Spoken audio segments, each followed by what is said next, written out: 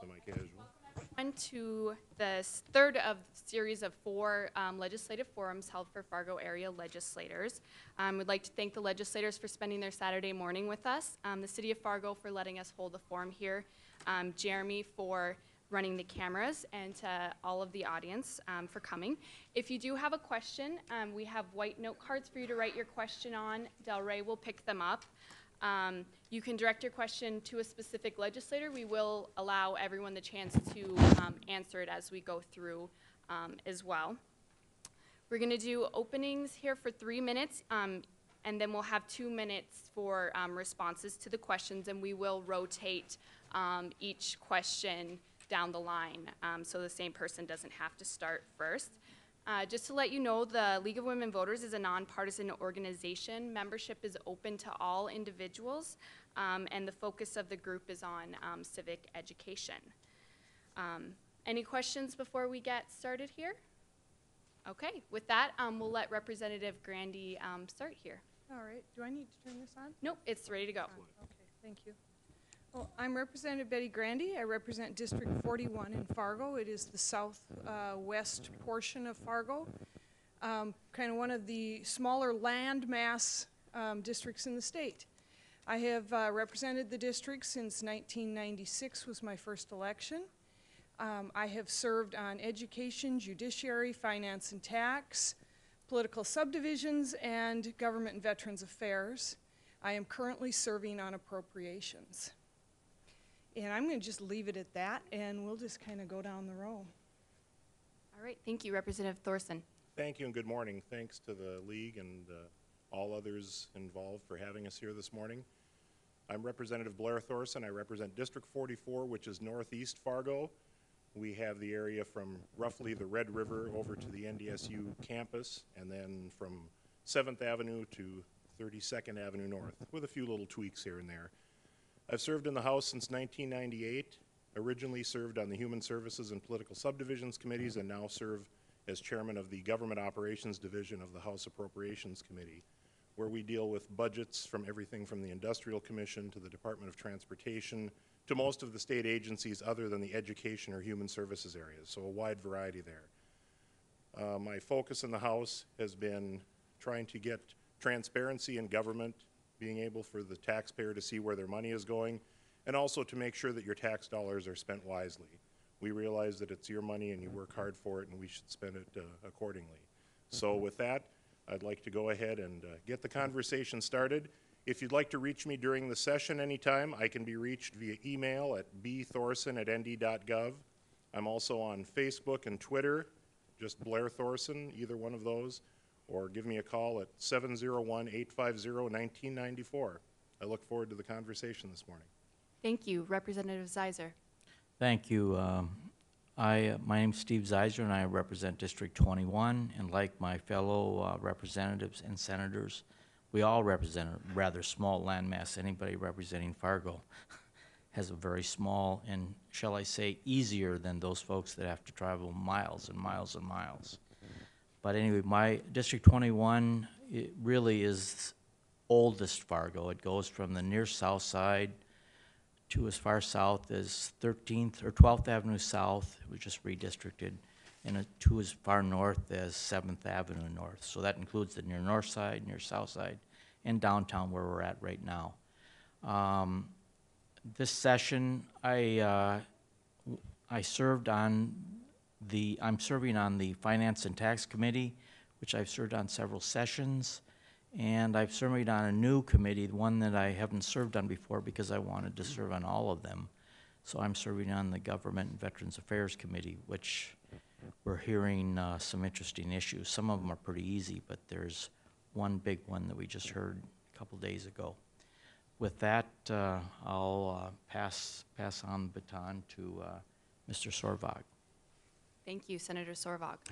Yes, my name is Ron Sorvag. I'm the state senator from District 45, and I don't have a small little area of just Fargo. I've got parts of Fargo, probably 70% of my district, but I do go 20 miles north. I have the communities of Gardner, Argosville, Harwood, Riley's Acres. I actually even have part of the city of West Fargo in my district. I have parts of 4 school districts. So I kind of have a diverse district, but Fargo is still the largest part of it. I was elected in 2010, so I'm in my second session. I served last session on Judiciary and Government Veterans Affairs. This session I've been moved to 2 different committees, and presently I'm on Industry, Business, and Labor, and then I serve as Vice Chair of Political Subdivisions in the Senate. And I've also served, and have for many years, and continue to serve as one of the Fargo Park Commissioners in Fargo. And I think a note that makes my district a little unique too, the NDSU campus is also in my district. So I have a lot of diversity and cover a lot of area. But, you know, we did a lot of issues. We just got through crossover from the Senate and a lot of tax issue, education. But I think I'll just wait and talk to the questions that people have. Thank you. Senator Mathern. Thank you. My name is Tim Mathern. I'm the senator from District 11.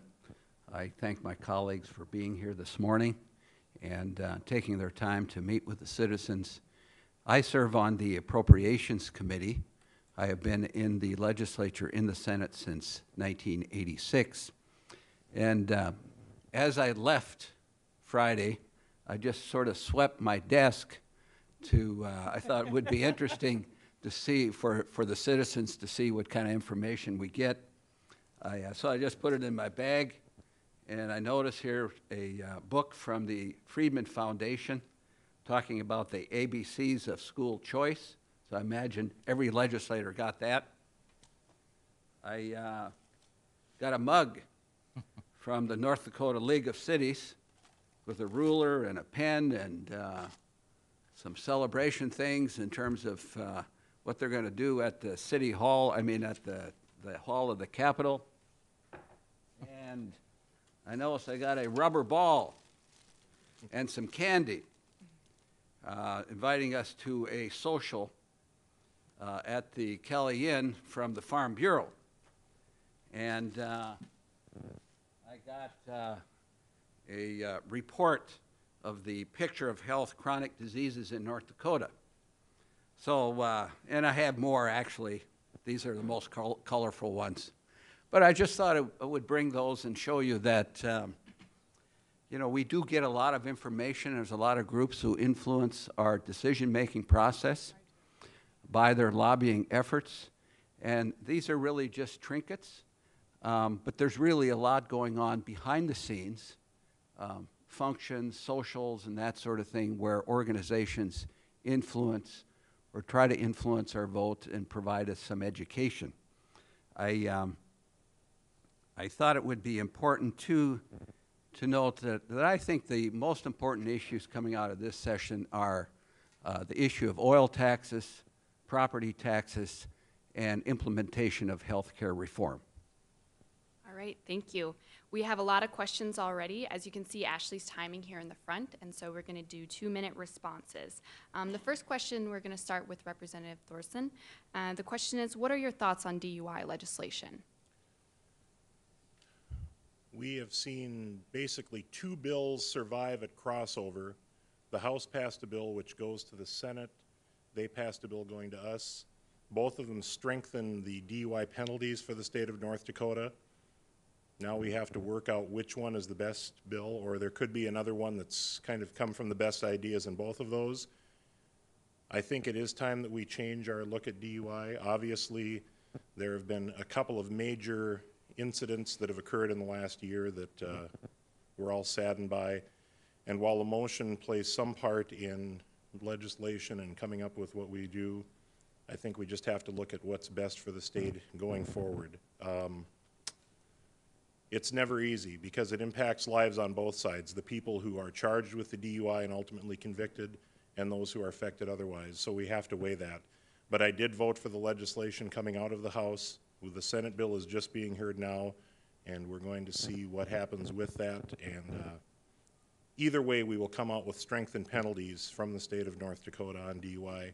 It's also a big thing to get education out there to make sure that nobody gets behind that wheel to begin with when they've had too much to drink. So that's another area that we will work on.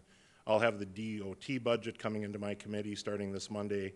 There's a lot of federal funds that come in for education. I think we need to really work to make sure that that message gets across. Thank you, Representative Zeiser. Well, I'm an advocate for strengthening our DUI laws. To me, there's very little excuse for people going out and driving when they're inebriated, especially when they have extraordinarily high blood alcohol content.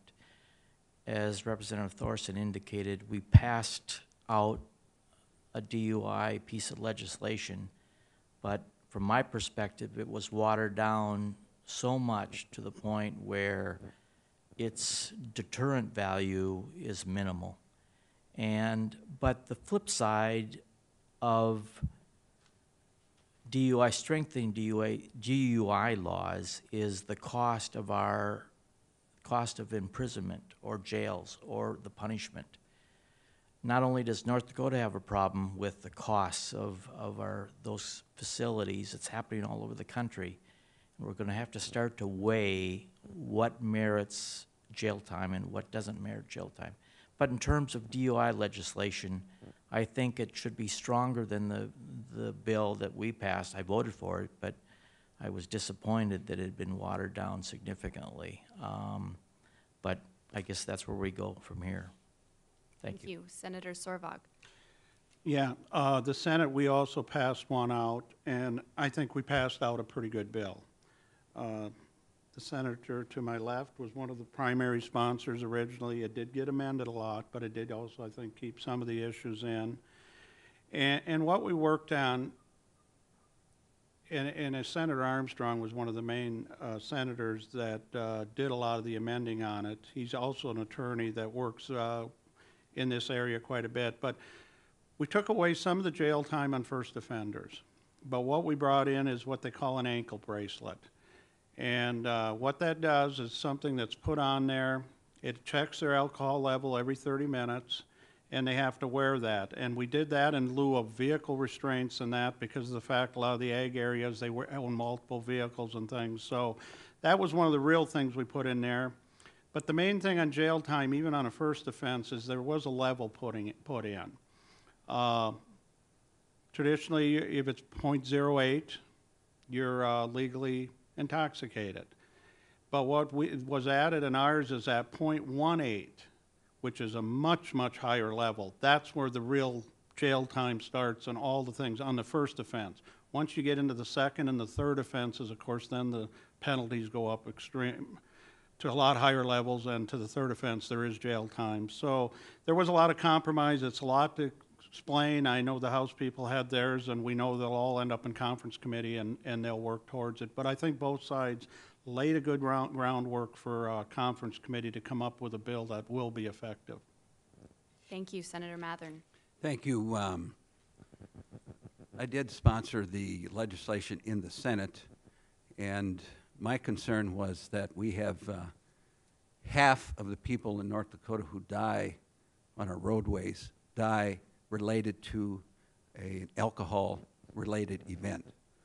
It's about 85 people per year that die on our roadways related to an alcohol event. So it's dramatically a problem in our culture. The bill in the Senate, I am concerned about, we did eliminate the electronic ignition device, which I think is a mistake. The bottom line is vehicles shouldn't be able to be operated when somebody is drinking. The amendments we have on the bill now really talk to, the alcohol in the individual. It doesn't stop that individual with alcohol in his blood to get in a car and drive, where the ignition device would stop them. And I don't care if they got vehicles on the farm or not. Put them on everyone then. Because people die when people drink and drive. Nevertheless, Senator Sorvag is correct.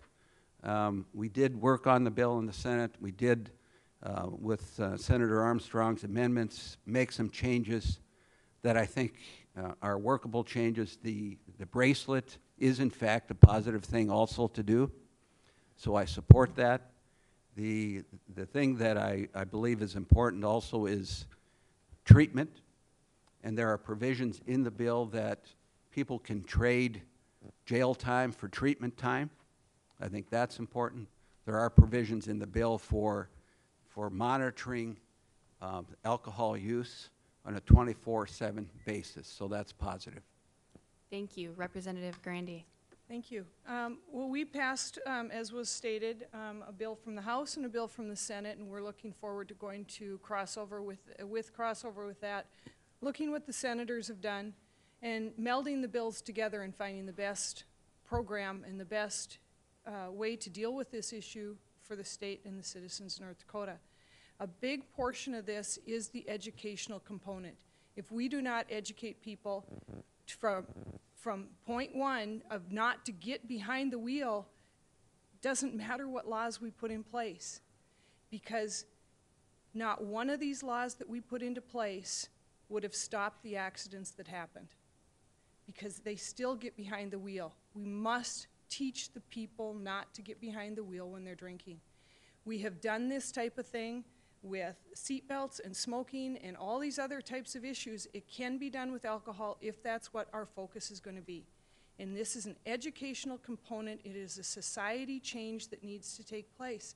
I'm hoping that this great public debate at this time in both the House and Senate chambers dealing with DUI will bring to the forefront the educational component that needs to take place in our society on alcohol abuse.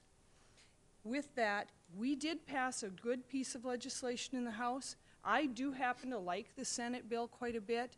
I'm waiting to see how that plays out. We'll end up with that in front of our subcommittee, so I'm looking forward to hearing what they have to say.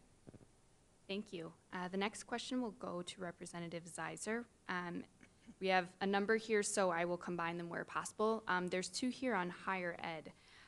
The first one is, what should be done to fix the mess in higher education? And the second one states, hiring a problem solver to fix higher ed. Why does the legislature not want to support who was hired, excuse me? That's an interesting and difficult question, and complex as well. I guess sorting out the higher ed mess is difficult. One thing, we have a lot of facilities, higher ed facilities, in a state that doesn't have a lot of people. And consequently, that's quite expensive to maintain.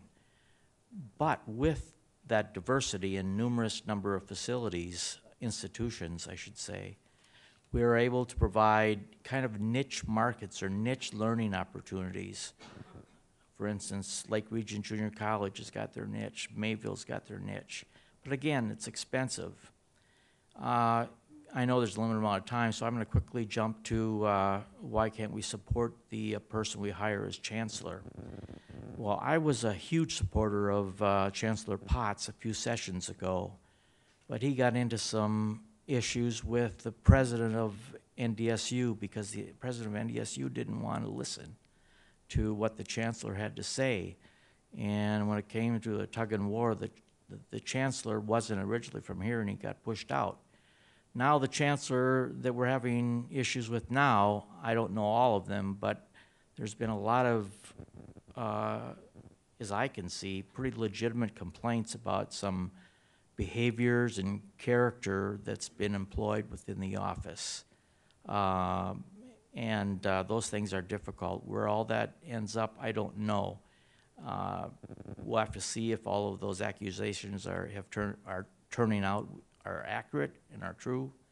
I don't like to operate on innuendo and rumor, but it is a difficult problem. And I think we do learn in the long term, we gotta maybe hire better, and then when we hire somebody well, that's qualified, make sure we give them the proper authority and let them do it.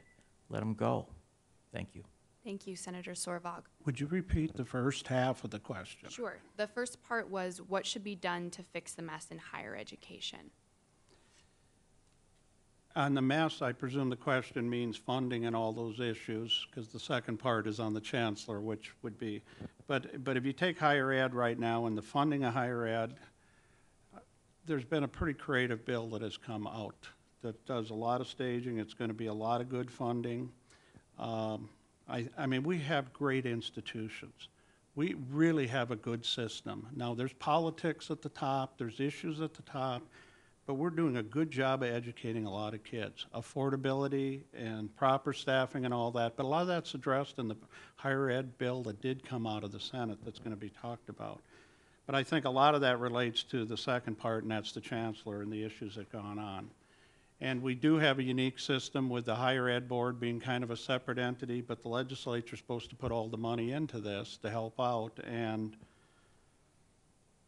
you know, I think I'll just sum it up. There's leaders that know how to lead, and there's leaders that don't. And one of the keys to leaders isn't making tough decisions. It isn't doing things that people don't like, but it's the way that you do it, and you do it with respect. And you win people to your side with respect. You don't bully them to your side.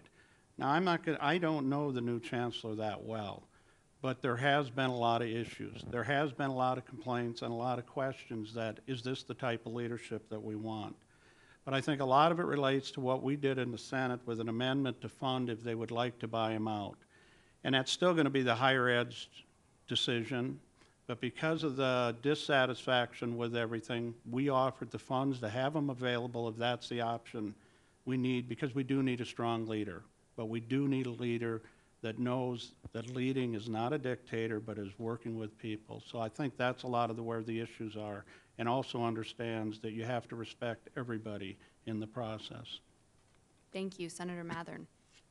Thank you. It's interesting over the last 25 years what's gone on in higher education. We have moved from 11 institutions, very independent, to a university system. And I think what you talk about in terms of mess kind of relates to the transformation of the system. I believe we've made dramatic progress in terms of unifying that system. I believe the controversy regarding the chancellorship is legislative mismanagement, legislative micromanagement. The bottom line, it's the job of the Board of Higher Education to hire and fire their staff, and it's their job to determine whether or not that person is doing the job. I voted against the amendment. Basically, I thought spending $800,000 on that is a total waste of money. And if they made a mistake, they should find out how to solve that mistake within their budget. I also believe that the Board of Higher Education is just sort of re-getting its feet. I think over the last decade or so, it has lost its leadership mantle.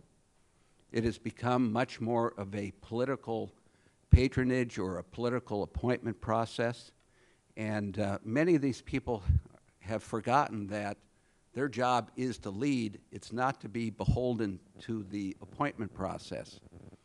And I think there can be controversy in the board. I think that's just fine. And that's part of a vibrant, democratic process. And I'm hoping that that board takes up that leadership style again and makes these decisions as they ought to, and we stay out of the details of those decisions. Thank you, Representative Grandy. Well, thank you. I think in the higher ed, I think it's interesting the choice of the words mess, problem, and dealing with their issues. When I started in the legislature, we were told in the legislature to stay out of and not micromanage, yet we keep getting reined back in to the issues, and now we are back to the point of now being asked to micromanage again. So having said that, I think what I'm looking at is a bunch of dysfunctional children that have decided to petty fight. And that's the presidents against the chancellors, the board not getting a chance to be organized, and we're seeing kindergarten behavior at the college level. Very disappointed in, and as was pointed out, the lack of leadership at all those levels. And I think it's time that they come to the table as adults and not do their little backstabbing and then ask the legislature to solve their problems. If we are going to be asked to solve the problems, great, let us do it. Because some of us would like to change the way the system was, and get a better control with the amount of money that the citizens are being asked to support these systems at, and then we see this dysfunction. It is time that we give the chancellor a chance to do his job, the board a chance to write the standards necessary and do that, and the presidents to do the job of running their universities. Thank you. Thank you, Representative Thorson. Well, I can't disagree with what was said. However, I think we do need to look at the structure of the board and whether the board should be in place, excuse me, due to some of the problems we have seen. We do have at least 3 different pieces of legislation right now. There are 2 House resolutions. There's Resolution 3042, which creates an elected commissioner position, Resolution 3047, which creates a Department of Higher Education, and Senate Resolution 4028, which creates a Council of Regents. That would be a 3-member council. It would be the governor, the agriculture commissioner, and the superintendent of public instruction to oversee higher ed. I think it's worthwhile to take a look at those pieces of legislation and see if we can be doing something better, because we really have had, as the question said, a mess over the last several years. We need to focus on making sure that our students who are educated in our state through high school get a first-class education in college, and that the people running those institutions are doing so focused on that and not about fighting with one another. We see now that there's an investigation being launched into the current chancellor. I've tried to be supportive of him. I will wait for the results of that. But if it shows that he has been breaking laws or not violating things such as open records, open meetings, then I think it's time for a change. We cannot have that. Thank you. The next question will start with Senator Sorvag. Continuing with education, and I'll kind of combine two. Early childhood education has been proven to increase many areas of the young mind and learning potential. What do you see North Dakota doing to offer a public education for early childhood development, such as government preschool programs like Head Start for all families in North Dakota? And the second question asks whether you support Senate Bill 2229 that allows school districts to offer pre-K services with grant dollars from DPI. Thank you. First of all, yes, I did vote for Senate Bill 2229, which was a pre-K bill. The idea behind it, it isn't Head Start, which is a federal program funded by the federal government, and as of today, still fully funded by the federal government.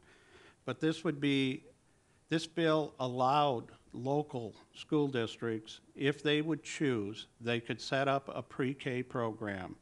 The bill has a few dollars in it, support from the state, but the local school district has to match those funds.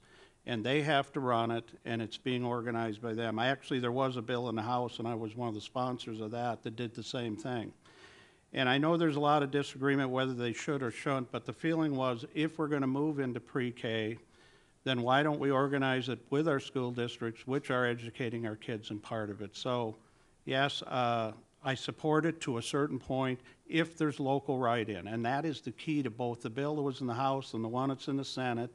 There's local buy-in. The local districts have a skin in the game, and they're part of it. It isn't just a fully funded program from somewhere else. So if the local communities want it, the local communities are willing to pay for it, then this bill gives them the right to do it. But it's their choice, not the state telling them what to do. So yeah, I did vote for Senate Bill 2229. Thank you, Senator Mathern. Pre-K education is an excellent program. It's an excellent investment for our state. I think it should be available in every school district in the state. And our attention should be on the needs of children. And I don't think children should be able to, or families have to be in a situation of choosing school districts as to whether or not their children get pre-K education. That should be available standard. Pre-K education, we have learned, is the best investment we can make. Brain development in those first few years determine that person's complete ability for the rest of their life in terms of their functioning and intellectual development. We ought to have pre-K, we ought to fund it properly, and we ought to do it statewide. Thank you. Representative Grandy. Thank you. In parts of the question there, they talked about Head Start being fully funded for all students, and as was mentioned, that is a federal program that was set up for the low income and the needy child to bring them to the same level for entering school at the same level. And if you put all kids into that category, you disenfranchise those that you were trying to help in the first place. So that is not the answer to that direction. In this local school districts being able to set up these programs, this is something we can certainly look at. We haven't seen that Senate bill, but preschool is available in the private area for those that want to have their children in that type of program. The parent is the best educator of their child. It is the time to nurture and develop the child, and that is best done in the home. If that's not the case and they choose to use a preschool program, that's the child's parent's choice. The next thing is we have Head Start for those that can't afford that system. So it's all available at this time, and I think we have all the opportunities necessary. Thank you. Representative Thorson. I tend to agree quite a bit with what Representative Grandy said. I do have a child in preschool right now, and another one who will be starting soon. We choose to go to a private preschool, and has been very beneficial, I think, to the growth of both of my child and hopefully to the next one on the way to preschool. There are programs obviously in place. Senate Bill 2229 is one that we have not seen yet. I did look at here. There is about $4.6 million out of the general fund in that bill, so it is a significant amount of money. And the House will just be seeing that now, so we can take a look and see if that's probably the best move for the state. I will say I've looked at some things dealing with Head Start, publications. The American Enterprise Institute did a review of Head Start, said that it has some major limitations. Maybe it's time for the states to take a look at this, which is, I guess, what we're doing. So I believe that the first step is the home. The parents should have choice after that. And then if there truly are cases where we need to find a program, maybe we have a responsibility at looking at that, which is what we're doing at this time. Thank you. Representative Zeiser. Thank you. I am a very, I guess, I don't know what word, large, significant supporter of preschool education. Like Senator Mathern said, that really develops the foundation for where the child goes in his future, the learning development, the education, the adaptability. Granted, home you can work, but not all kids have good parents, and especially those with low income sometimes don't have those opportunities. They're working all the time just to survive, and especially if there's limited amount of money, which we have plenty of money, there should be at least a means testing and allow those kids that don't have opportunities to be given some advantage or some opportunity to catch up with the more affluent people that are allowed. Those kids are being able to, they're able to get into private preschool. It'd be wonderful if everybody could get into a private school, but that's not possible. In this state, despite the economic prosperity, we have, a lot of people were surprised by this, but we have over 5,000 people living on minimum wage. And if you live on minimum wage, you're probably living in a car, living with your brother or sister. And there's no way, if you have kids, you could put those into a preschool, and they're suffering in a big, big way. So I think preschool or early education is probably the best investment the state could make. Thank you. Thank you. Senator Sorvag. I started on this. Oh, I'm sorry. Thank you. Do you want to go again? Okay, so we're starting with Senator Mathern on this next one. Do you support the bill to require a warrant to use surveillance drones in North Dakota? To require what?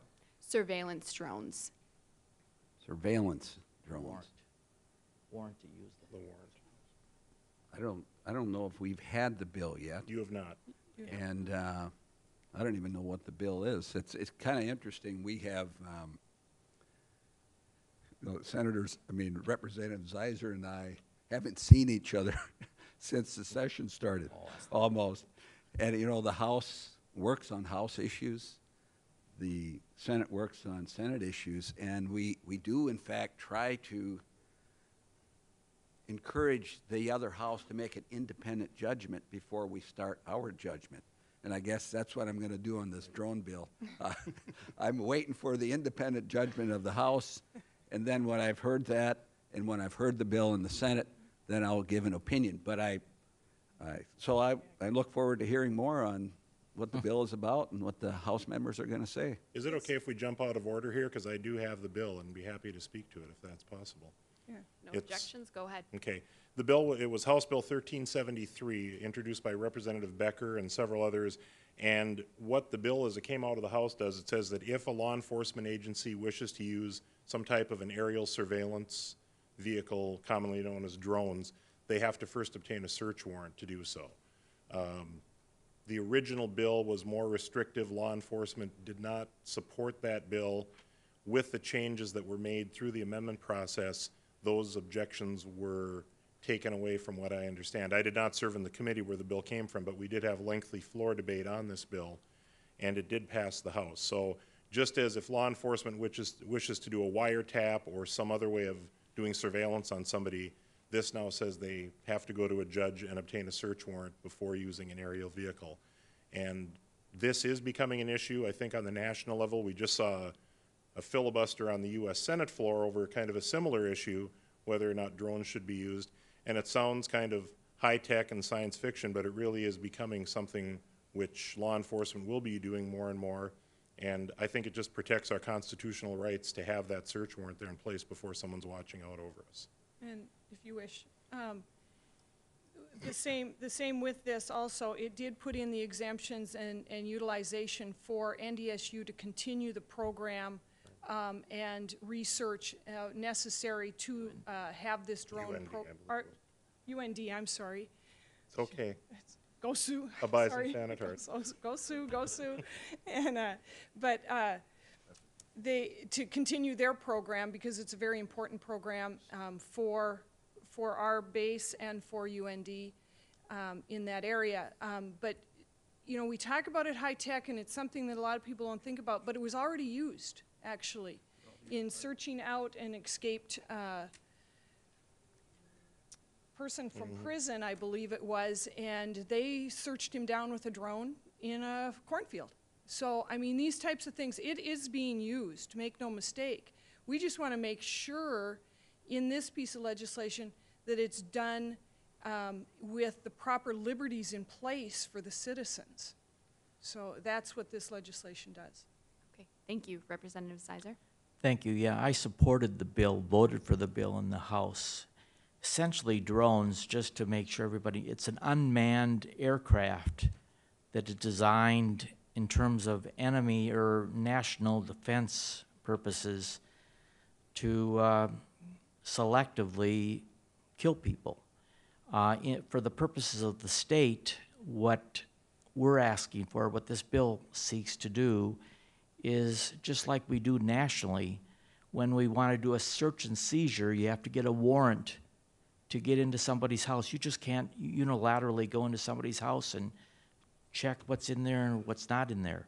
What this simply does is request that there be a warrant for somebody to use these drones for whatever purpose they're being used for. Again, they could be used for very positive purposes, but you can see if one were a devious mind, you could do some real nasty things and really infringe upon another person's privacy rights. So I think with technology moving, I think this is just being out in front of it. And we're not the first state that's dealing with it. There have been I think a half a dozen to a dozen states that have already passed bills similar to this where they ask for, they have to get a warrant to use these. Thank you. Thank you, Senator Sorvog.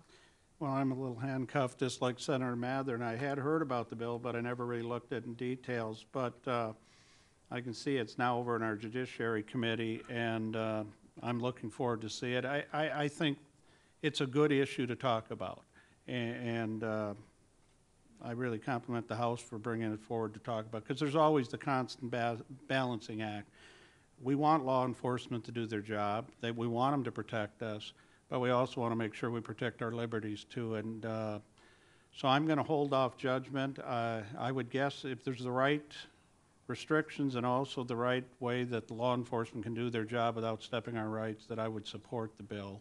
But I'd really want to see the details more, and after its hearings on our side. If I could just add, since I've been educated, thank you, my colleagues, for educating me. This is a wonderful example of why we need committees. This Judiciary Committee now will look to all of these details and probably look at them in a different perspective than the House Committee. But it is another opportunity to learn more, help the senators make a judgment on it. In general, I'm thinking about it right now. If it's a real problem and if there's a real use, I would support the bill in terms of supporting people's civil liberty rights. If it's just an indication of some sort of paranoia and this really isn't done, then I'll probably vote against it. But we have to hear the facts, and I need to know whether or not this is a real issue, and if it is, I would be very supportive. Thank you. Thank you. One last thing. We had a live demonstration. Representative Joe Heilman from District 45 here in Fargo brought in a unmanned aerial vehicle into the House chamber and flew it around one day just to see how you could hover, and he didn't have a camera or anything on it, but it's pretty interesting to see firsthand how this type of technology can work. And so it kind of helped some of us in figuring out what it is exactly we were talking about. Thank you. We are going to take a break here shortly, but I have a few questions directed at specific legislators, so I'm going to ask them, and then if anyone else would like to respond, if you want to just go ahead and do that. They're directed, the first one is to Representative Grandy. It says, you stated you represent the people. Please describe the specific processes you take to ensure you represent your constituents. Well, throughout our process of getting elected, the first thing you need to do is go knock on the doors of the people. And it is a very enjoyable process, especially when, as we've kind of talked about, our districts being a little more compact, you have a chance to get to as many doors as you can. And visiting with people at that time. As I came in today, I was stopped by a gentleman who thanked me for answering the emails that he was sending. That's another way I communicate with the constituents. We try to get to them as best we can. As the gentleman up here would attest to, there's days if you're in committee and locked down in what I'm finding in appropriations room for sometimes 8 to 10 hours for that day, you get back to your desk and there's 500 emails, probably not going to get back to that day's group of emails, and sometimes you just have to set it aside and start on the next day's. We have a phone system that people call in and leave messages on our computers. That is not an easy way to answer people back, I'll just let you know, because sometimes you get to your desk and it's not an appropriate time, although the gentleman I sit next to, he starts making phone calls at 6 a.m. My dad told me not to call people before 8 a.m. So the phone calls back are a difficult one, but the emails are about the easiest way to keep communication with the people. Thank you. We'll move forward to the next one unless anyone else wanted to address No, that. just the other thing I would add is we have the most open legislative system in the United States, where we don't have offices or staff. We sit at our desks in the House chamber, and up until a few minutes before the floor session, same in the Senate, you can walk right down and visit with us face to face. And I've talked to people from other states who just are boggled by that, but we like that way here. All right, thank you. The next question is actually to Representative Thorson. I would like to comment on that. The question kind of relates to how do we represent our district. And I would just like to give some attention to the other issue, and that is when we go into the legislative session, and there are some legislators here, Senator Sinner, Senator Flacco, and then these legislators. There's another version that takes over, I think. We represent our districts, but then we are also with each other looking at the interests of the state. So there's kind of a balancing that goes on, and there's a kind of a little bit of a transformation that goes on in the process. So I think we get to the point of not only looking at the interests of our district, but also what is in the interest of the state of North Dakota. Thank you. I would just like to add a little on that, too. I think the important thing to remember is no matter what we vote for, somebody doesn't like it. That's just real. And because we come from diverse districts, everybody has different opinions. And, you know, we're elected here to represent. You might not agree all the time, but I ask people to hold me accountable, though. Have me justify my votes and explain them. If you don't agree with them, I can't do every vote to have everybody happy. It's not possible. So just because your legislator didn't vote the way you wanted on a specific bill doesn't mean they aren't representing. Because the odds are, if you look at the end of this, I'll probably vote on somewhere between 700 and 800 bills. We'd probably agree on most of them. But there is certain issues. So I think it's kind of a broad statement if you disagree on one thing to say your legislator isn't representing your district. I think you still are. Since everybody else has responded and I haven't yet, I might as well just put my 2 cents in. I'll just be brief. I think North Dakota is real interesting in that I don't know if there's a state, perhaps Vermont, but having 2 representatives and 1 senator in each district, that's in each district represents about 16,000, 17,000 people. And so you break that down, that's 5 or 5.5, 6,000 people per legislator. That's really not very many, and so there is an intimacy involved. And I think that's one way it is easier. For instance, California, 1 state representative represents almost 500,000 people. I mean, that's almost our entire state, so they can't be nearly as intimate. And it makes their job more difficult, probably, and it's more diverse, but it doesn't provide the intimacy that North Dakota provides. That's all. Thanks. All right, thank you. I think with that, we'll take a short break and be back at 10:30. Thank you.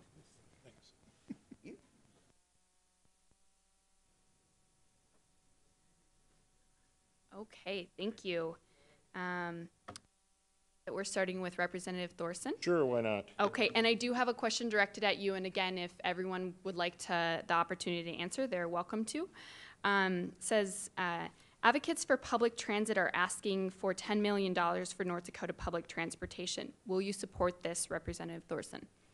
Well, that's part of the DOT budget, which I have Monday morning in my committee, and I was contacted by a gentleman who represents the transit interest, wanting to make sure that they could come in and testify, and I said, absolutely, this is an open process and we want to hear everything. I've been supportive in the past. I don't know the exact dollar amount which it will be funded at, but we're going to have testimony, and I said, if you have 1 person or 20, bring them in and advocate for it, because if it's important, we want to hear about it. So I guess at this point, until we get through the budget process, I can't say a specific number, but I am supportive of that program. I think it is needed. Thank you. We'll go down Yeah, the I'd line like if you to want to jump pass your in. answer. My first session, which was in 2003, one of the first bills I introduced was a bill that would have provided money and an avenue for public assistance for transit. Some of that actually wasn't necessarily urban, if we call urban in this state, is Fargo, and in most states that would be rural. But it would basically transportation for the elderly between communities and 2 cities that have medical facilities. Right now, we're experiencing a lot of problems with people in some of those rural communities that are unable to get to the urban centers to get medical care. And some of that will be handled through the senior transportation program. But I also think within the larger communities, probably needs some assistance for transit because it's just not cost effective. But some people just can't afford to operate a car. And so I just would support it. I'm not going to get into the details on numbers either, but I think there's a need for it. Okay. Senator Sorbach, do you want to answer or pass? You know, we had a transportation bill come out of our appropriations. If I recall right, I was trying to pull it up, but I wasn't able to. There was something in there for a certain dollar amount, but I honestly don't remember the dollar amount. So I'd have to defer. I don't know if Tim was in appropriations, if he remembers it, but I mean, I support to a certain level. We're getting larger communities. We need public transportation. I think it's showing even in the Fargo with the bus system and all that, but I don't know a lot of the details about it. Thank you. Yeah, I'm very supportive. It was interesting, this past summer, I traveled to Germany, went to the roots of where my family came from, and I found a winery called Mathern Winery. It was a little community, and the train stopped there. Couldn't believe it. And there were I rented a place to stay there, and a lot of people come from the bigger cities out to this little rural community, come out on the train. The people, the students there go to a bigger town to school. They all get on a train in the morning, and it was impressive. And I think our state needs to be much more creative about creating an environment like that. We have the resources. And so I'm very much for public transportation. It literally is not just for poor people. It is for all of us. And but we need to start using it well. So I'm very supportive. Thank you, Representative Grandy. Thank you. And as Representative Thorson has pointed out, his subsection in appropriations will be looking at DOT. When they have worked that, it'll come to full committee, and that's where we'll have an opportunity to really look at that also. So I'm looking forward to seeing those kind of numbers. I think another aspect of the public transportation piece that I think needs to be pointed out is last session I had an opportunity to put an amendment on in conference committee for an extra $50,000 to go to the Department of Veterans Affairs to deal with purchasing of vans for transportation of our veterans. And we are looking at currently how that money was spent, how many vans they have, what type of transportation they have, and whether or not the Senate side will then add in those vans into that program again if needed, or if they're going to move some of the used vans around. So there's another part, and it's not just one piece for the public transportation, but it really falls into a lot of different areas, so we need to see the whole picture when we look at that. Thank you. The next question, we'll start with Representative Zeiser. We have a number of questions regarding the Fargo-Moorhead diversion, so I'm going to combine. First part, what do you think the best path for flood protection is for Cass County? There are some comments regarding ring dikes for Oxbow, Hickson, and Baki, as well as what is your position on Representative Carlson's amendment? Well, I'm not the biggest supporter of a ring dike concept, but in some cases it is the only alternative, and in some cases the most cost-effective alternatives, especially for individuals. In terms of the amendment that Representative Carlson put on the bill, the Water Commission bill for appropriating money for the diversion, many of us were shocked and surprised that the Republican leader in the House would oppose that or bring that amendment, which would essentially make the diversion very, very difficult to make happen, because the feds will look at that, and it's already going to be difficult from a federal standpoint because the feds are cutting back. So I'm just going to say that I was surprised and shocked and I guess disappointed that that happened. But we'll see if the session isn't over until it's over, so things may change. Thank you, Senator Sorvag. Yeah, well, first of all, on the first issue, you know, if you you mentioned Oxbow and the Baki subdivision, they need the ring dike one way or the other, whether the diversion, and I think if you talk to their mayors, they know that too. Whether the diversion, it might be higher, but they need protection from the flooding they've had. As far as supporting of the diversion, yes, we have to come up with some alternatives. Diking through, not only for Fargo, but in my district, I have the northern subdivisions, and they are really getting hurt, and there really is no other solution. But I know they're still looking at the layout of the diversion and the plan and the direction, and so I think a lot of that has to still be worked on, but I think some variation, either what they're planning or depending on the resources, what they end up, I think the diversion needs to fit into the picture. As far as the amendments, you know, they just come to our side. Our Appropriation Committee had the hearing yesterday, and I think it's already been told that there was some wording issues that they know had to be changed because it was worded so it was dealing more money than just the state dollars.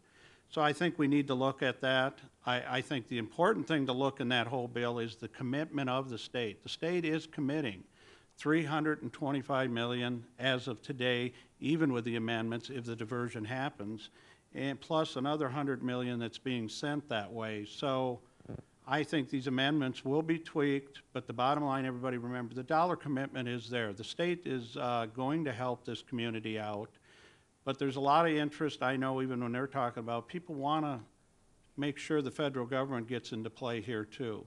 And the other state that's involved in it needs to get in play too, because so far they have not put $1 on the table. It's all been funded from this side. So there's a lot of questions, but at the end of the day, the state's going to stand behind Fargo, Cass County communities. Thank you, Senator Mathern. It's interesting, the various perspectives. For example, the comment that the federal government hasn't been involved or put $1. Well, the federal government, from my perspective, has been. I said the state of Minnesota. Okay, the state of Minnesota. But essentially, this is a problem that has been, I think, exacerbated by climate change. And I don't know who has changed the climate, but the bottom line is it's changed. And we have to be attentive to that. We have flooding that's increasing, not only in the number of times, but the intensity. So I believe we need to move towards a diversion plan. I have no question about it.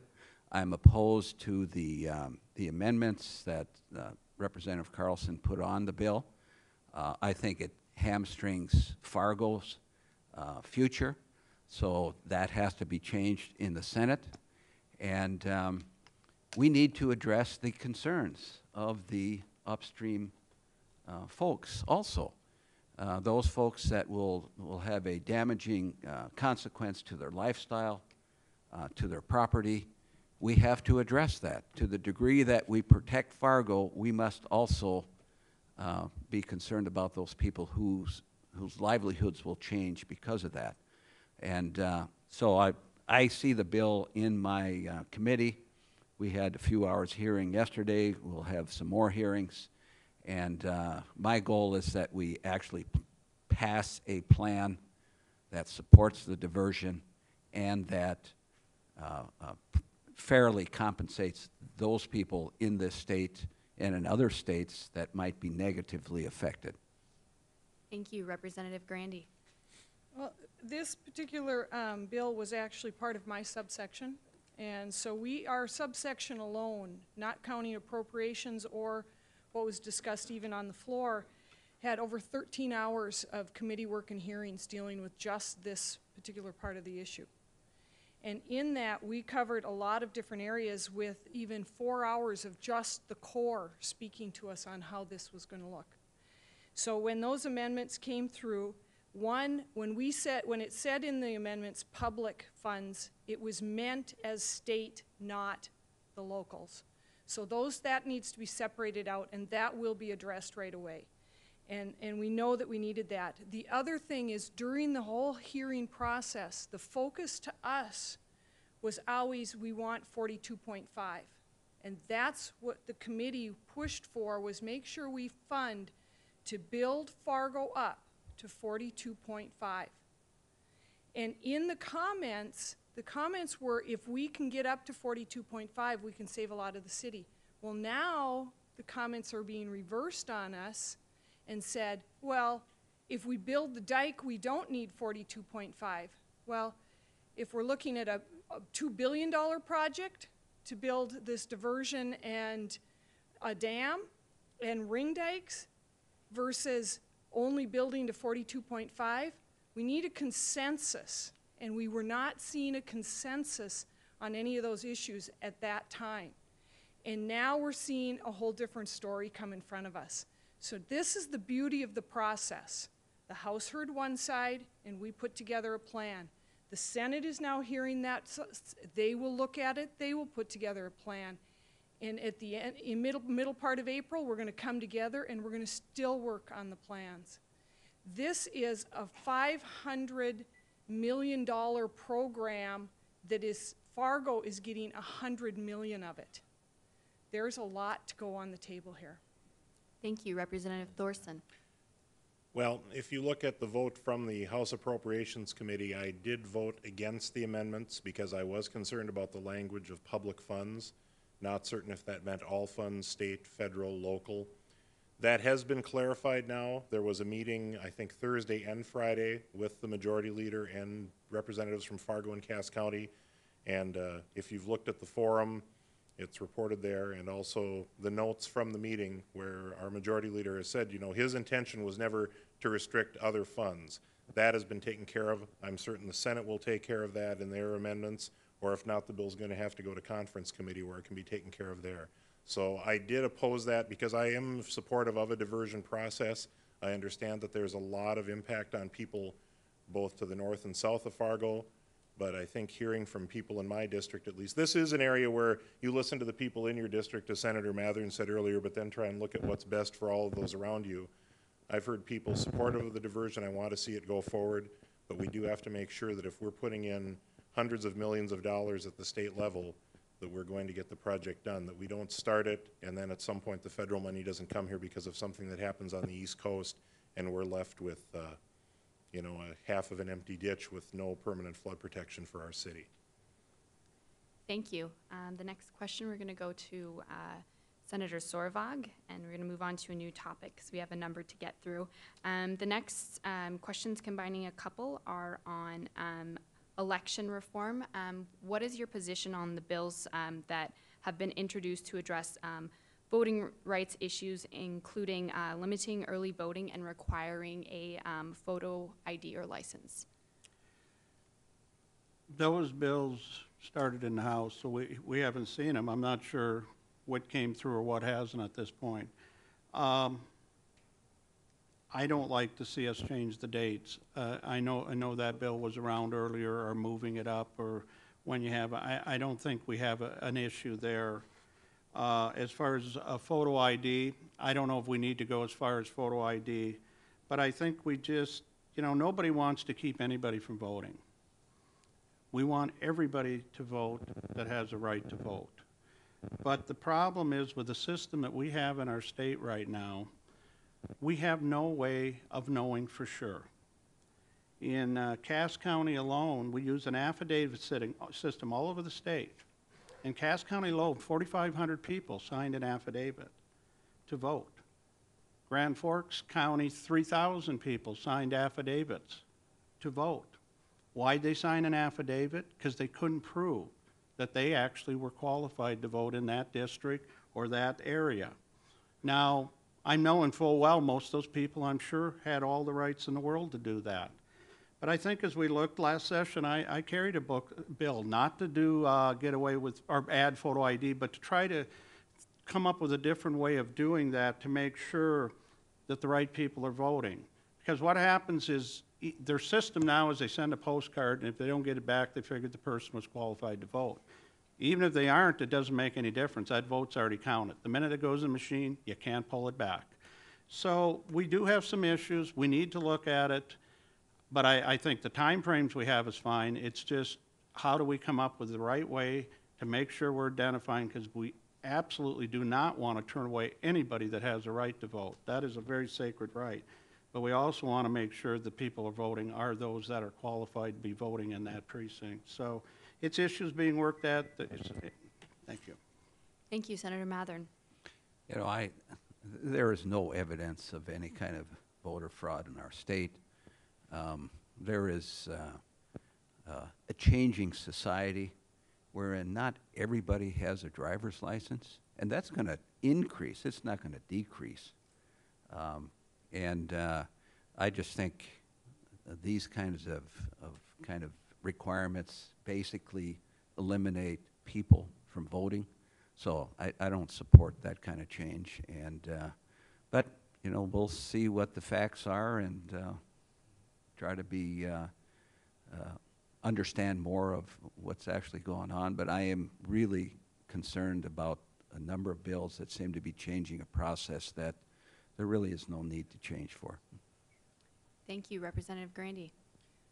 If Representative Thorson and I were trying to look up some of the election bills that we We're went still through. looking, and we'll get back to you if we find. There were quite a few that we had went through, and we were trying to remember which ones and trying to Okay, relate some to which ones passed, which ones didn't, and where we were at.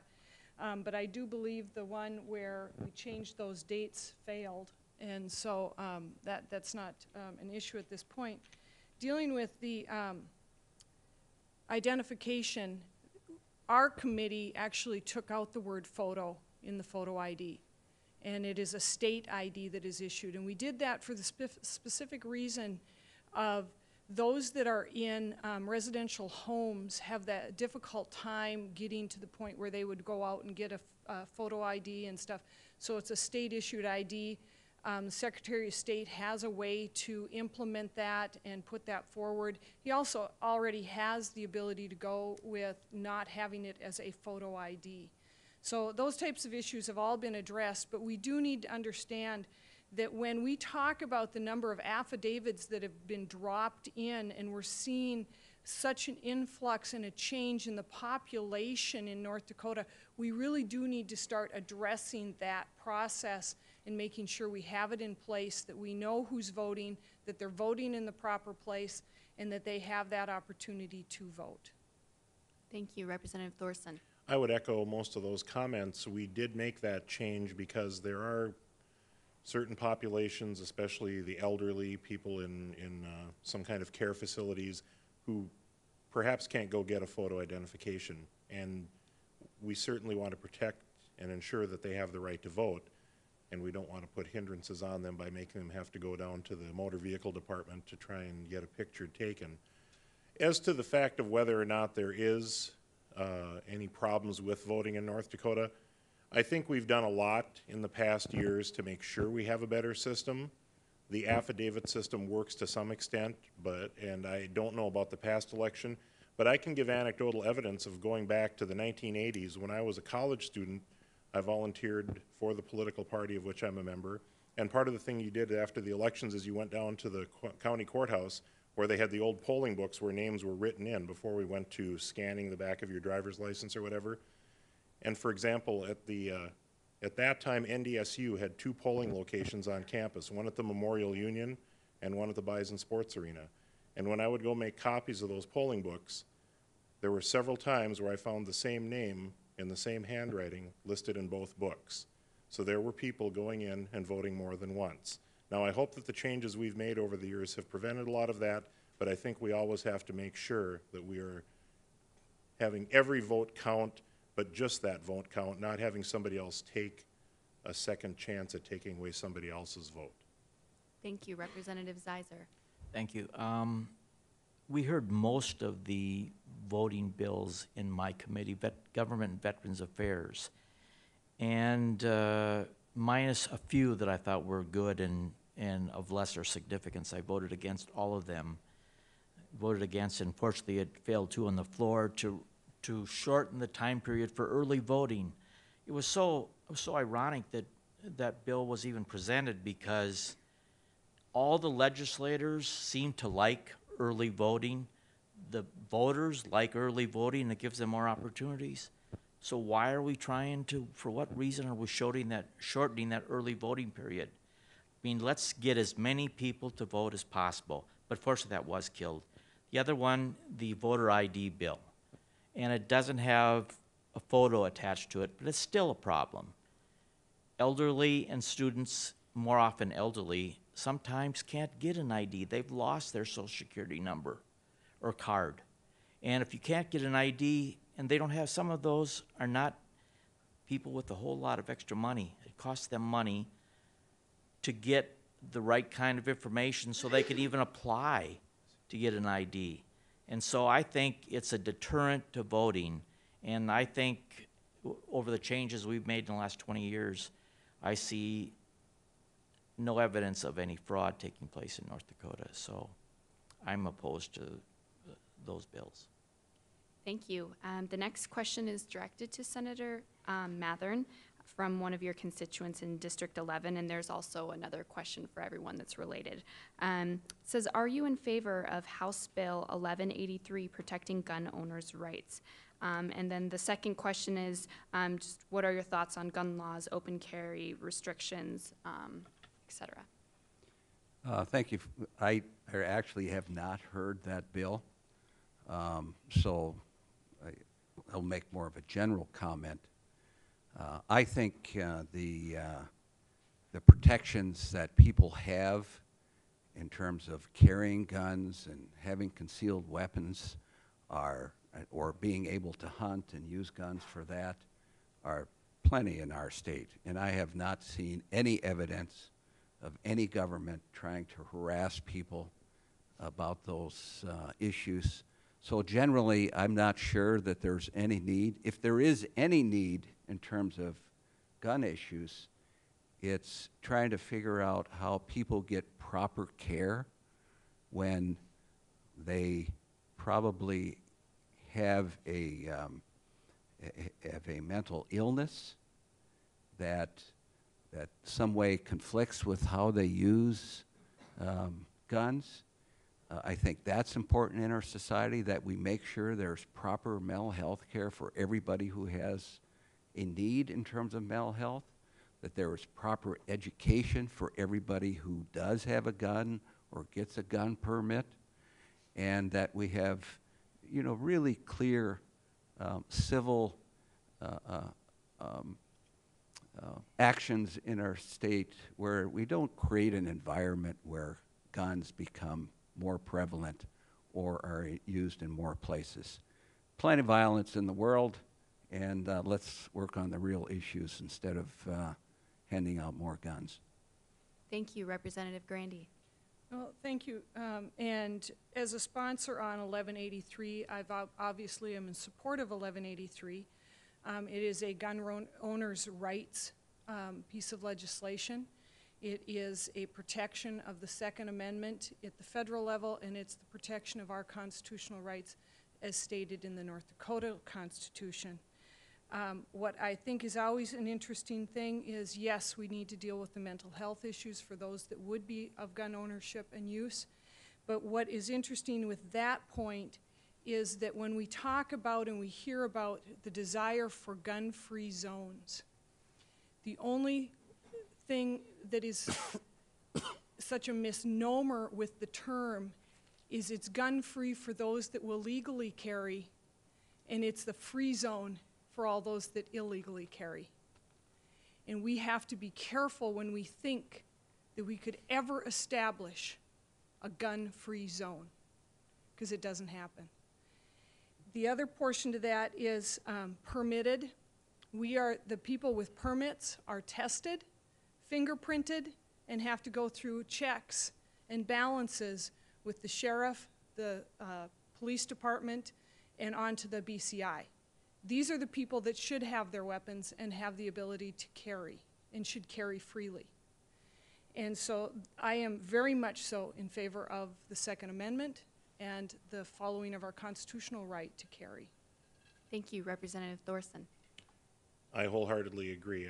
I believe that our founding fathers were wise in the words they chose when writing the amendments to the Constitution. I think that our state put in place similar language, and frankly, it's too bad that we have to come back years later and put in a piece of legislation to clarify what was said so well back then. But I guess that's sometimes the world we live in. There certainly is legislation being put forward on the national level that would significantly impact law-abiding citizens' right to carry and own firearms. I look at people as being law-abiding first, instead of making the person who has a gun be the bad person first, and I think that's where some of this federal legislation is coming from. I want to make sure that our state stands strong and that law-abiding citizens have that right. We certainly should be looking out for mental health issues.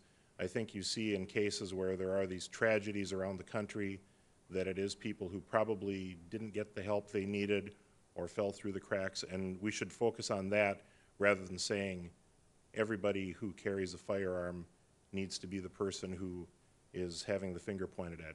I went to Australia several years ago. They enacted sweeping gun control there, and now there's a hoarding situation going on by criminals and by people who should not have the weapons, and the private citizens have to rely on dialing their version of 911 and cannot defend themselves. I don't ever want to see the United States or our state in that position. Thank you. Representative Zeiser. Thank you. I believe that the federal Second Amendment is clear. It gives everybody the right to responsibly be a gun owner, and the state constitution does the same. But I think one of the key words that we often don't realize is the word responsible. One of the most, one of the most highly respected jurists from the Supreme Court, Antonin Scalia, said, with the Second Amendment comes gun rights, but with those gun rights comes responsibility. And that's one of the key things, be responsibly a gun owner. And that's really all I have to say, except that there was one gun bill introduced in the House that actually asked North Dakota officials to not enforce any federal law if it was passed. Otherwise, they would be subject to a felony. And I thought that was really stretching pretty far. So it would have hand-tied North Dakota law enforcement officials. I think it failed, but I was just amazed by that we've sort of jumped that far to one side of the equation. Thank you. Thank you, Senator Sorvak. Well, I think we never saw any gun bills over on the Senate side yet, so I'm not sure what survived. I know there was some, and I know there was the one issue with something with law enforcement, but just as a summary, you know, I'm for gun rights. It's in our Constitution. We need to protect it, and I think everybody's touched on the issue.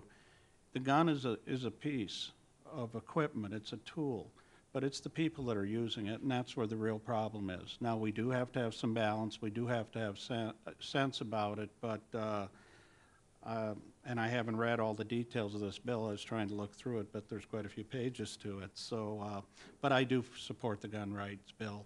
I think the way it sits, I have to look if there's any amendments. I see there was one or two even put on in the process, but that's about all I have to say.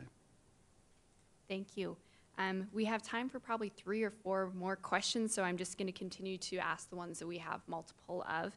And the next one, we're starting with Representative Grandy, and it is regarding the oil extraction tax. It says, do you support the reduction in oil and gas extraction tax? Well, if they're referring to the legislation that we had, It says, another question clarifies, to drop the extraction tax to 2%.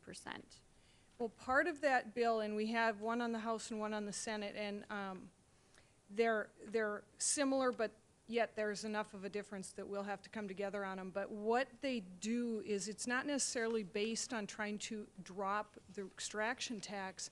What it's trying to deal with is the convoluted way that we deal with the various types of wells, whether they're stripper or fracking, and whether they're how many barrels they're dealing with, and pricing, and there's all these different things that cause all these different fluctuations in what is the extraction tax going to be.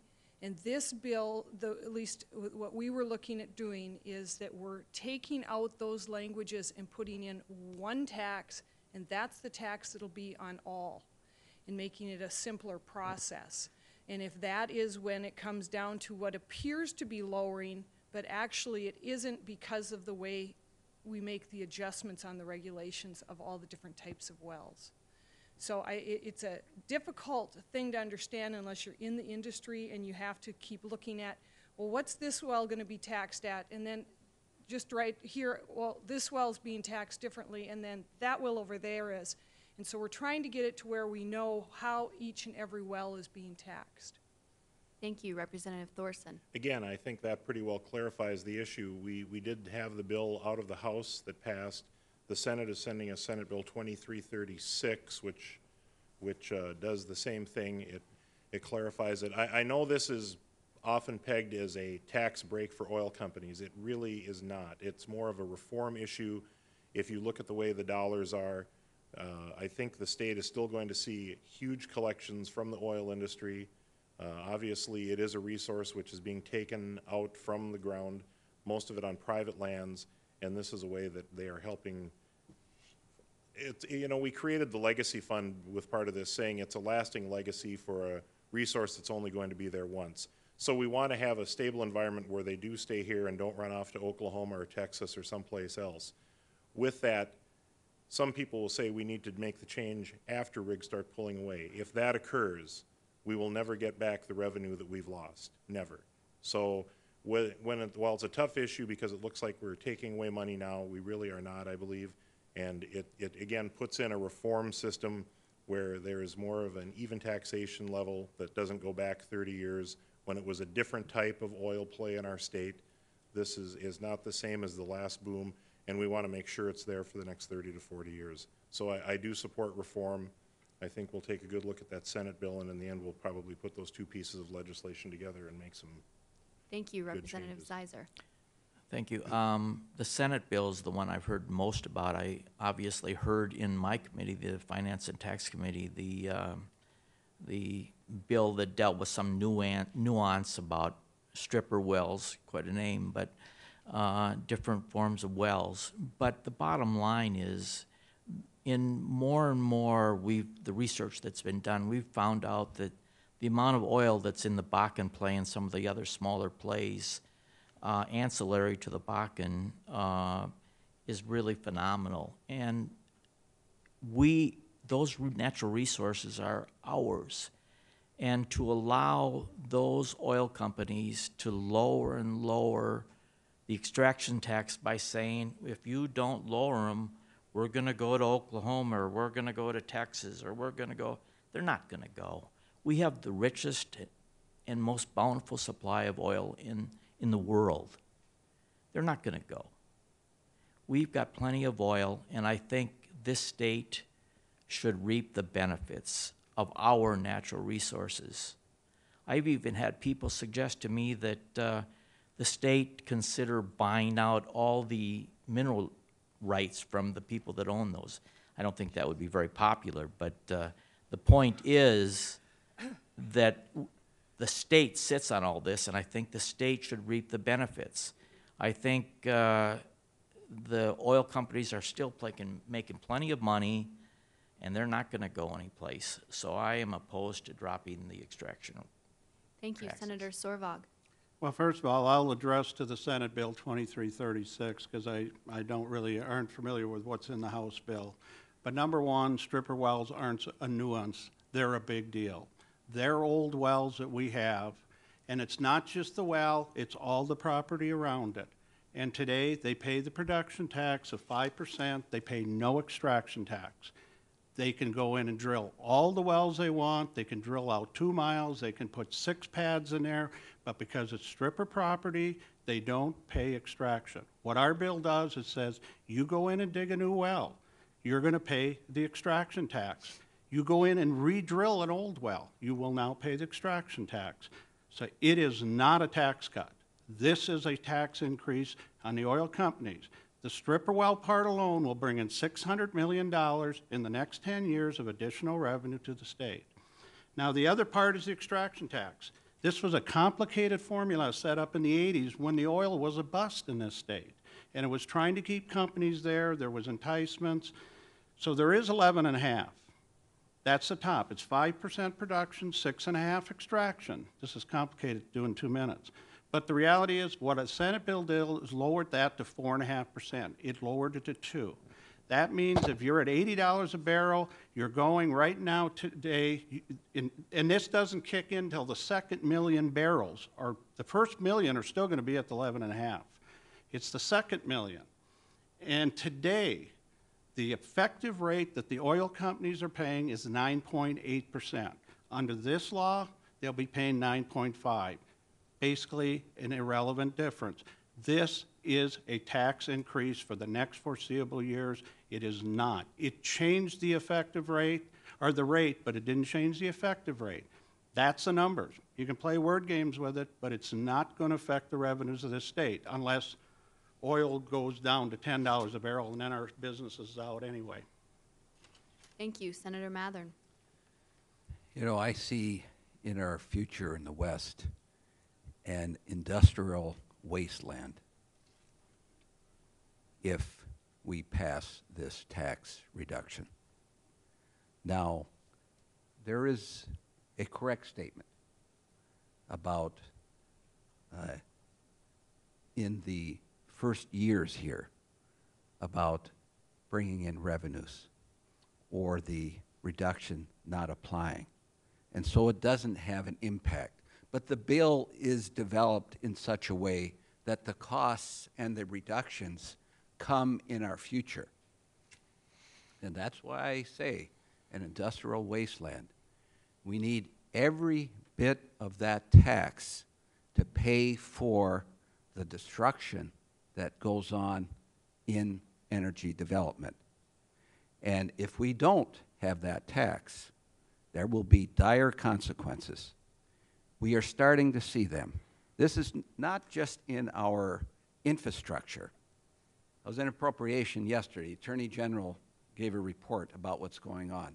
Prostitution, drug sales, the Sons of Silence, a gang group, the mafia, the Hells Angels, they are moving in. And most of the roads that we're building out there, you know, we put out $500 million in roads. You know, those roads have a 20-year life. We're not building 100-year roads. We're building 20-year roads. So, ladies and gentlemen, this is the most important issue of this legislative session. If the citizens of this state permit the reduction of the oil tax, I have no doubt you will be setting in place an industrial wasteland for North Dakota. Thank you. The next question will start with Representative Thorson. It asks, what is your position on addressing property tax relief? And a second question on to that, do you support renters' tax rebate? Well, obviously, we have tried over and over again to get our hands around property tax relief and or reform, and I think there's a big difference between the two. What we're looking at right now is doing a reform measure which does, it puts in $740 million of relief, but more importantly, it looks at the future as to how taxation goes forward. And I did support the bill that came out of the House. I think that we have done this in the past, and the voters obviously spoke last June when they said, let's not put it in our Constitution, let's not take the whole property tax issue away from the localities and give it to the state. But I also think they put upon us the burden to find a way to make our property tax system fair, more equal, and at a lower level. And that's what we're trying to do with the legislation passed forward. There are parts of it which people don't like, obviously, looking at some type of a soft cap on municipalities and other areas. I think it's a discussion that we need to have, so I do support that. As to the renter situation, I don't know if there has been a way yet found to give direct property tax relief to a renter, since they are not the one paying directly for the piece of property. They are obviously paying on it through their person they're renting from or their agency. So we'll probably see something coming with that again before this is all over with. I think the best thing we can do is try to get it where those rates stay stable or at least go down to some extent so that they don't have the increases put in their rent. And if there's a great way of doing that, I'm not certain what it is. We've seen different ways. Let's keep talking about it and see what we can do. Thank you. Representative Zeiser.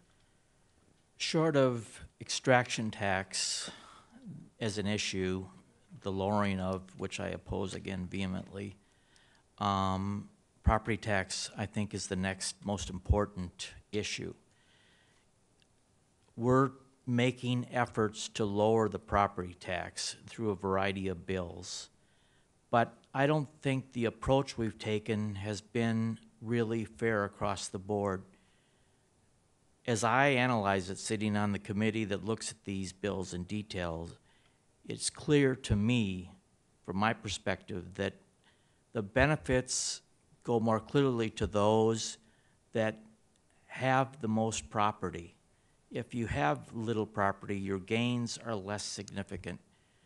Homestead tax credits, which helps those that have less, some of those went through.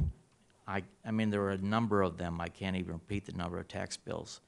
But the other thing, we also passed income tax cuts, corporate tax cuts for all kinds of things. But when I came to somebody that really had a need, sometimes for small amounts of money, we couldn't find the money. I was really disappointed, actually, where we ended up in terms of our tax positions out of the House. But I guess that's one of the consequences of being in the majority, or minority. Thank you. Thank you, Senator Sorvag. Yeah, I'll try to stay just on the property tax because it's a difficult issue. I mean, the legislature is pretty committed. But whatever we do with the property tax, it's not a tax cut. It is a tax shift. It is a local tax. The state doesn't put it on. So what we're basically doing is paying that bill for you, and that's what we're going to do. But there's going to be a lot of bills, but let's go with what the Senate, what we passed out, the way it went out, I think, in the Senate, and I might be off a few dollars, but if it would stay intact, it'd be about a 41% reduction in your property tax, 42, somewhere in there. That's how much the bills that came out of the Senate would be paying of your property tax in this community. You know, as far as capping it and local government growing, we're going to have a lot of discussions on those bills because that's the hard thing with the property tax. How do we sustain this? It's a local tax. The citizens spoke pretty clearly on Measure 2. They want local control. They do not want the state legislature telling them what to do. So it's a tough battling act, but I am for it. As far as the renter's credit, I wish we could come up with one. Our neighbors to the east do have a system that works. It's based on the property tax paid in their facility, but every bill I've seen come in front is this, it's a random dollar amount that's picked that we just give to anybody that happens to rent, whether they rent for a month or 10 years, whether they're paying $10,000 a month in rent or $10, and we've never come up with a formula to subsidize it. But I think it's something, as we increase the property tax, we do need to look at it, because we do have a high renting population. But I think we're doing pretty good, and the homestead credit, the bill that left the Senate, which I was one of the sponsors on, does increase it substantially, especially for seniors. It's for seniors and disabled. And with the property tax bill we had and the homestead, they can get their bill down pretty low if they're in a modest priced home, to maybe even close to zero. None of the bills ever get to zero, but pretty low. So there's some great opportunities. Lots of negotiation has to go on with the House, yeah. Thank you, Senator Mathern. Thank you. I think Senator should have been on the tax committee because we had a wonderful renters credit for the Democrats had in that tax committee, which failed, unfortunately. I believe at the end of the legislative session, there will be property tax relief in the amount between $500 million and $1 billion. So we will do something in terms of property tax relief. However, I believe one of the things we're missing is making it applicable to the right people. My proposal, the proposal that the Democrats had, is that we should dramatically increase the homestead tax credit to every homeowner in North Dakota. Don't just give a across-the-board property tax relief, which sends a bunch of money out of state. We don't own all the property here. We don't own all of the businesses here, but we're the ones who, in the Boy Scouts and in the Girl Scouts, and we run the churches and we run the school boards.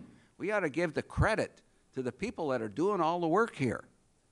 So that means a homestead tax credit should go to everybody at $100,000.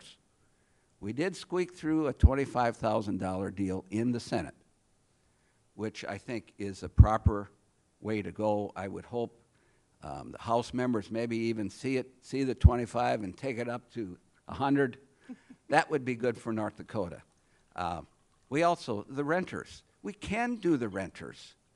It's a basic, simple process where they acknowledge and certify that they pay rent, and that goes to the tax auditor, and that tax auditor then certifies that to the income tax, and they get a credit on their income tax. So we can do that. We'll do some property tax reform. Thank you, Representative Grandy. Thank you. I think a couple of quick things to start with. The legislature does not assess property tax, nor do we collect property tax. So we have to be really clear on that portion. The only thing we can offer is some type of a reform of how it's done, and we do have some various bills, and Representative Thorson alluded to those types of issues, and I think that's great. I think some of the things that we can talk about, we did do actually a renter's tax rebate for disabled veterans, and we have worked that into their homestead credit portion, and the Senate will have to look at that and see how that they will continue and implement that. Another property tax relief area that we have dealt with is in the homestead credits, and we have changed the means testing area for that and raised the housing dollar amount, so we'll have more people that can qualify in that area. The other thing that we did in the House side is we have taken over from the state level away from the county in the payments of the foster care and adoption care, of which will offer relief into the counties from their coffers, approximately $40 million in relief from over the next 4 years or the next 2 bienniums. So we are doing what we can at the state level, and what the citizens need to do is go to the people that are assessing their taxes. Go to your city commissioners, your school board members, your county commissioners, those, I don't happen to have an organized township, but maybe if you're in an organized township area, ask your township officers, who is assessing your property taxes, and ask them about it. I just wanted to throw in, Representative Zeiser said this was maybe the second most important issue. I just looked here. We've had, between the House and Senate, 41 different pieces of legislation put in on property tax. So the Finance and Tax Committees in both chambers had to go through each one. Some were probably very similar, some were broadly different, and tried to put together a package which we can roll into at the end. It's a subject which, of the emails and phone calls you receive, I think probably the #1 issue that we hear about. All right, thank you. I was hoping to get to 2 more questions. We'll see how we go, and then do a 1-minute closing, starting with Representative Zeiser. Combining a couple, there aren't any specific bills listed. A number of bills in the House and Senate have been introduced related to abortion and reproductive rights. What's your position on these initiatives, and what outcomes do you expect during the second part of the session? Well, I am supportive of a woman's right to her own reproductive health rights. I don't even recall the details of the different bills that we heard on the House side, and probably will hear some on the Senate side. But I have some questions about the constitutionality of some of those bills, and in fact, might be talking to the Attorney General about that, in fact. So I voted against, I think I voted for one that was, I thought, pretty clear that should be supported. I don't recall exactly what it was for.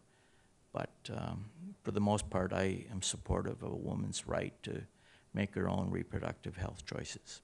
Thank you. Thank you, Senator Sorvag. Yes, well, I did look through the bills that we had before I voted and paid attention to them, and I voted for 3 and against 1. And but there's mainly those that I voted for. I mean, I'm against abortion. I'm pro-life. I'm not against women, but I think there's a lot of things changing and a lot of rules changing. So some people are for, some is against, and nobody really changes their mind. They just you're going to stay with what you believe, and that's what I believe. But I do want to mention, and I want to give credit to the senator sitting next to me, because before we passed that one, he brought a floor amendment in that put in appropriations that says if we're going to do this, then we need to support these people through their pregnancy and help them out, especially the lower income ones. And that did pass the Senate, and we did attach it. So whether it's right, whether it's wrong, that's something we could debate, and we'll never come up with an answer. But we did put that with the bill, and I hope it stays with the bill because it's the right thing to do. It says if you're going to be carrying that child and carrying it full term, then the state's going to step up and help you take through the pregnancy and through the whole deal. So I think that's about all I have to say on that. Thank you, Senator Mathern. Thank you. I have not read or heard the House bills yet, so I'll look at them when they get there. But in the bill that the Senator talked about, the amendment that I asked that we attach was an amendment that basically says every woman who is pregnant would have coverage for comprehensive health care benefits during the pregnancy. And that it's comprehensive. It's everything from eye care to dental care to medical care, delivery, and follow-up care. And it was interesting putting together the amendment. People who were helping me in the department said, well, if we do this, if we increase the level of Medicaid eligibility, it'll cost so much, and if we increase this, it'll cost so much. You really want to do that? And I said, yes.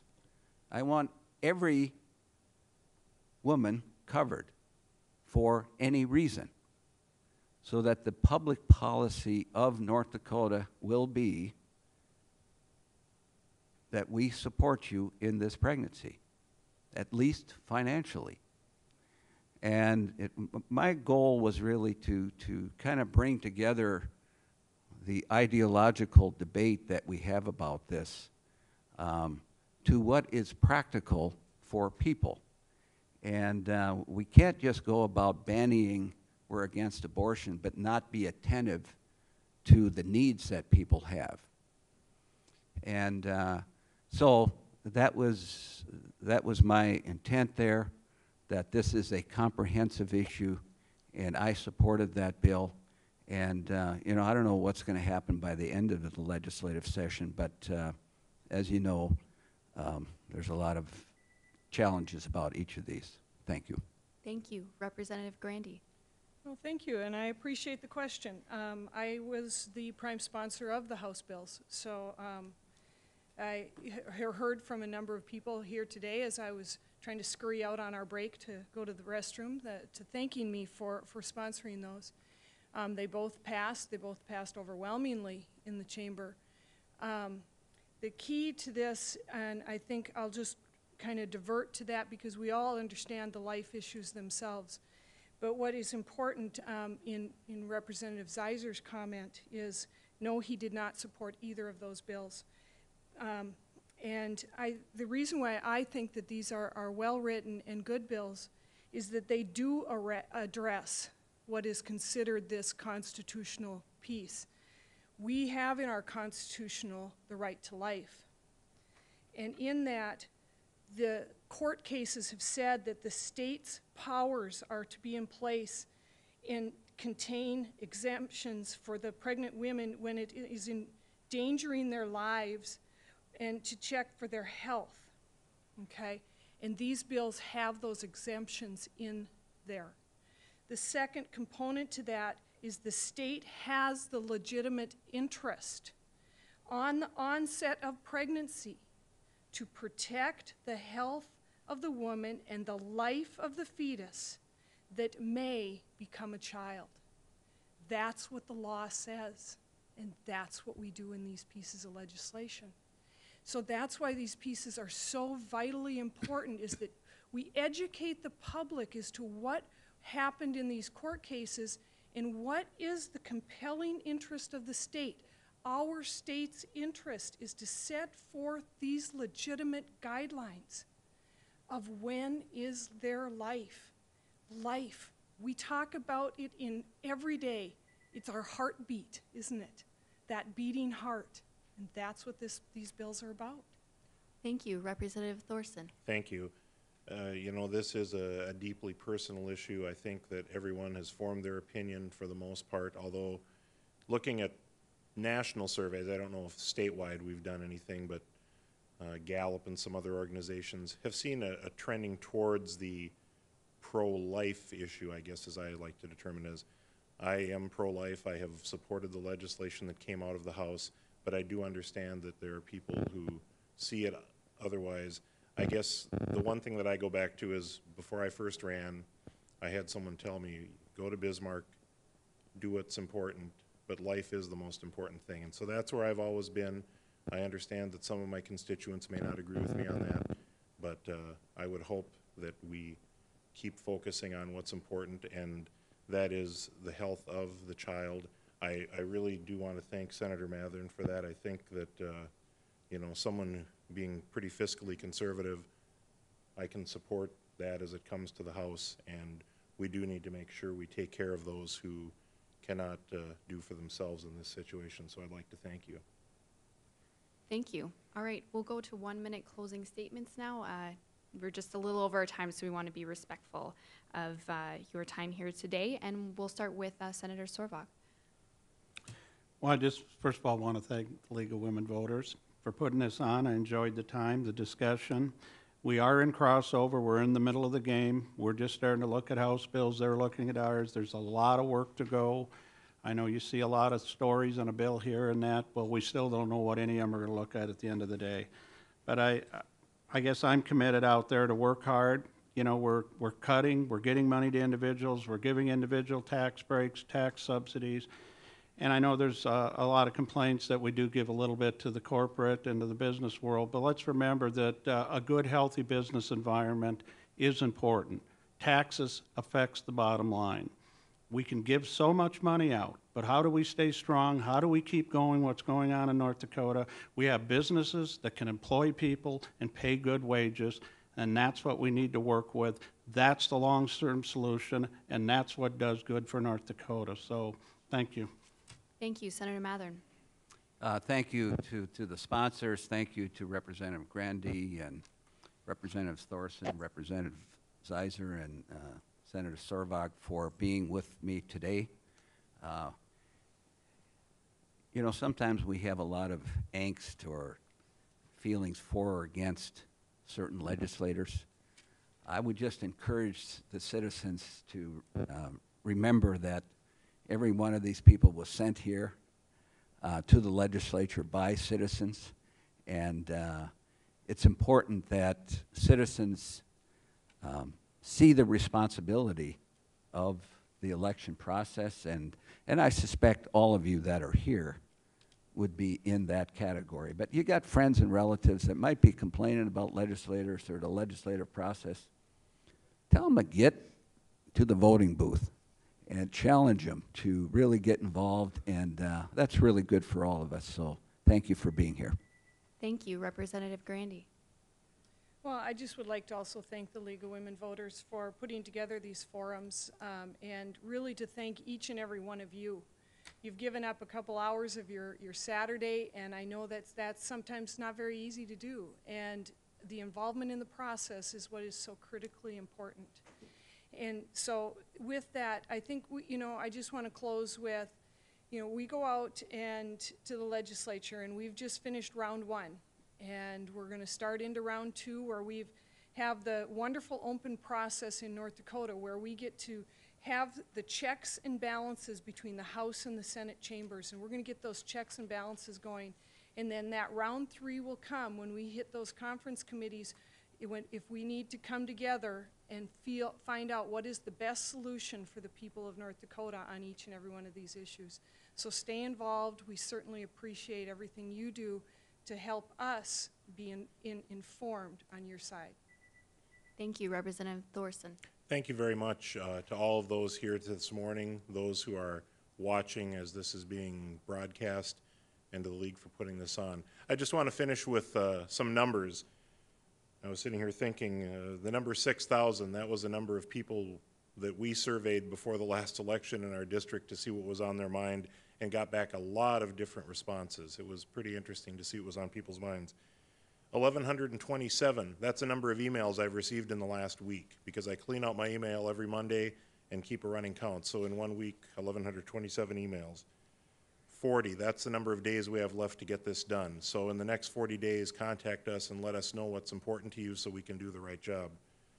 1.2 billion, that's the number of dollars in tax relief that came out of the House between property, income, sales, and other taxation. And finally, 850-1994, that's my phone number. Give me a call if you need something. Thank you, Representative Zeiser. Thank you. I'm just going to echo the words of thanks expressed by my peers at the table. I'm going to just briefly touch on one other issue that I think we just heard in committee this week that I think is going to be an important bill. The Senate's already heard it. It's the PERS bill, which is the retirement program for the state employees. We're not right now at the, actually there's a threat to our ranking. It's, if you could even imagine that. But the question is, does the state throw in a chunk of money into the retirement account? Do we raise the fee for both the employers and the employees? There's a lot of diverse opinions on behalf of state employees and also local political subdivisions. It's going to be a real interesting issue.